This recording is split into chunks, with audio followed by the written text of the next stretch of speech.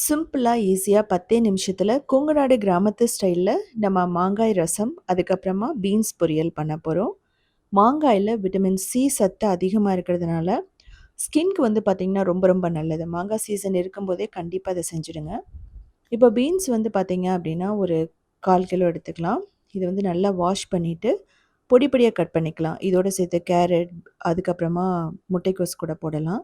உருளைக்கிழங்குமே நல்லாயிருக்கும். இப்போது தேங்காய் எண்ணெய் ஊற்றிட்டு கடுகு, கடலப்பருப்பு, உளுத்தம்பருப்பு, வெங்காயம், கறிவேப்பிலை எல்லாம் போட்டு நல்லா ரோஸ்ட் பண்ணணும். நான் போட்டுக்கிறது கருப்பு உளுந்து. நீங்கள் இதுக்கு வந்து வெங்காயத்தோடையும் செய்யலாம், வெங்காயம் இல்லாமையும் செய்யலாம். பெருங்காயம் வந்து பார்த்திங்கன்னா ஒரு 1/2 டீஸ்பூன் போட்டுக்கோங்க. இதுக்கு வந்து நம்ம சின்ன வெங்காயம் போட்டாலும் டேஸ்ட் வந்து அவ்வளோ சூப்பராக இருக்கும். இது லைட்டாக சாஃப்ட் ஆகணும். இதுலேயே மஞ்சள் தூள், குழம்பு மிளகாய் தூள், இல்லைனா வெறும் மிளகாய் தூள் கூட போட்டுக்கலாம். பீன்ஸை போட்டுட்டு தேவையான அளவு போட்டு நல்லா வதக்கணும். இப்படி ரோஸ்ட் ஆனால் மட்டும்தான் பீன்ஸோட அந்த டேஸ்ட் நல்லாயிருக்கும். அதுக்கப்புறமா தண்ணி ஊற்றுங்க. பச்சை மிளகாய் இல்லை வரமிளகாய் போட்டுக்கலாம். இது வந்து மூடி வச்சிங்க அப்படின்னா ஒரு 3 நிமிஷத்துலேருந்து 4 நிமிஷத்தில் ரெடி ஆயிரும். அரைக்கிறதுக்கு வந்து பார்த்தீங்கன்னா வறுத்த நிலக்கடலை, பூண்டு, ஜீரகம், வரமிளகாய், கொத்தமல்லி, தேங்காய் போட்டுக்கலாம். புளி வேணுனாலும் நீங்கள் ஆட் பண்ணிக்கலாம். இப்போ தண்ணியெல்லாம் அப்சர்வ் பண்ணிடுச்சு. இந்த ஸ்டேஜில் லைட்டாக ரோஸ்ட் பண்ணிவிட்டு நம்ம இந்த அரைச்சி வச்சதை இதில் நம்ம போட்டுடலாம். போட்டுட்டு மீடியம் டு ஹையில் வச்சுட்டு ஒரு 2 நிமிஷம் வறுத்தீங்க அப்படின்னா ரொம்ப சூப்பராக ரெடி ஆகிடும். இது குழந்தைகளுக்கு வந்து ஸ்நாக்ஸாக கூட கொடுக்கலாம், அப்படியே சாப்பிடுவாங்க. யூஸ்வலாக பீன்ஸ் சாப்பிடாத குழந்தைகளுக்கு ரொம்ப ரொம்ப நல்லது. இது வந்து ரைஸ், மில்லட்ஸோடு எடுத்துக்கலாம், சப்பாத்தியோடு வச்சு சாப்பிட்லாம், நல்லாயிருக்கும்.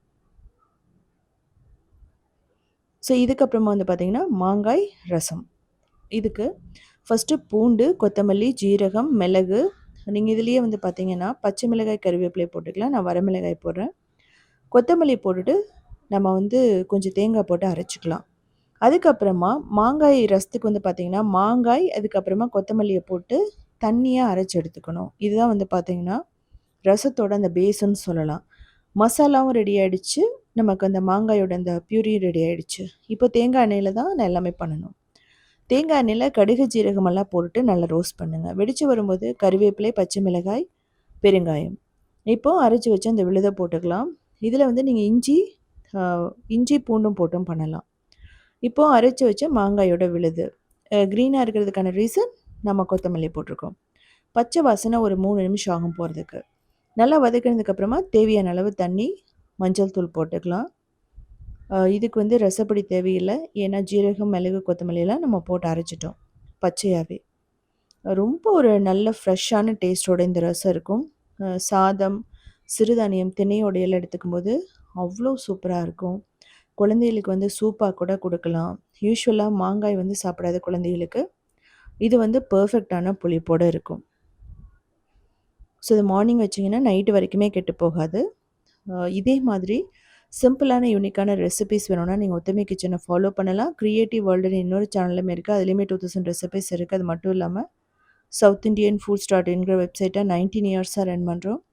அதுலேயுமே 8000 ரெசிபீஸ் இருக்குது. எல்லாமே சிம்பிளான வெஜிடேரியன் ரெசிபீஸ் தான். இந்த மாங்காய் சாம்பார்லேயே இன்னொரு டிப்ஸ் நான் சொல்கிறேன். நீங்கள் தக்காளி 2 வந்து பொடி பொடியாக கட் பண்ணி போட்டும் பண்ணலாம். சீக்கிரமாக நான் அந்த வீடியோவும் நான் போடுறேன்.